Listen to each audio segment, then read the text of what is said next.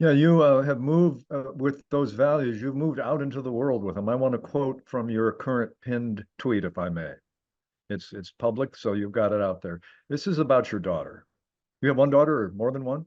Just one. Just one. My daughter is going to grow up to see Clarence Thomas as a hero, not George Floyd. She's going to read Thomas Sowell, not some BLM manifesto. She's going to learn from Booker T. Washington and Frederick Douglass, not Al Sharpton and Jesse Jackson. She's going to be around people who have a victor mentality, not whining and complaining victims.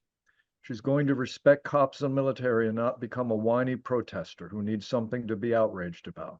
Her skin color will be what she is, not who she is.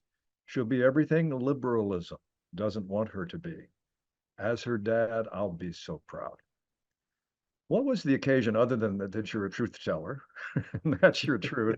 What was the occasion that elicited those words on that day? There must have been, was that a response to somebody who was, let me let the listener in. You're very often not seen as an authentic Black man. Your skin is Black, Yeah. but you do not toe the line according to what you are supposed to be. Neither was Clarence Thomas. Famous, I'm going to share an anecdote, was part of my turning point, Zeke, in the from the left, which I thought was the same as genuine liberalism. When he was nominated, Clarence Thomas was nominated to the Supreme Court by George Herbert Walker Bush, Bush 41. Derek Bell, a law professor of Harvard Law School, said on CNN, I can remember standing in front of the TV. And he said, well, I will tell you, Clarence Thomas doesn't belong on the Supreme Court. And he didn't say because of his judicial philosophy. He didn't say because of his lack of experience. He said, no, because Clarence Thomas doesn't think like a Black man. Now, I grew up, cutting my teeth politically on Martin Luther King's let's have equal opportunity, content of character over color skin. So you know the rule. That's what got me into it. When I heard that day, I said, well, if this is my team, then I'm not playing on this team anymore. So I've given you a lot here. You're not an authentic Black man. So what's that like? What's it like to get that? And it obviously rolls off your back, but it generates some interesting responses on your part. No, I usually just ask them, then what is an authentic Black man? By your, am I falling under your definition of what a Black man is? Or can I just be my own person? I'm as Black as they come. My father's Black. My father's family is from Texas. My mom is Black. My mom's family's from North Carolina. My grandfather is Dominican, and wow, I'm drawing a blank here.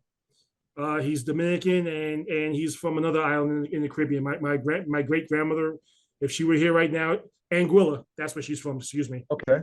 My great grandmother with her West Indian accent. If she were here right now, she'd go upside my head. But no, my grandfather, he marched in the civil rights struggle. My family's from here.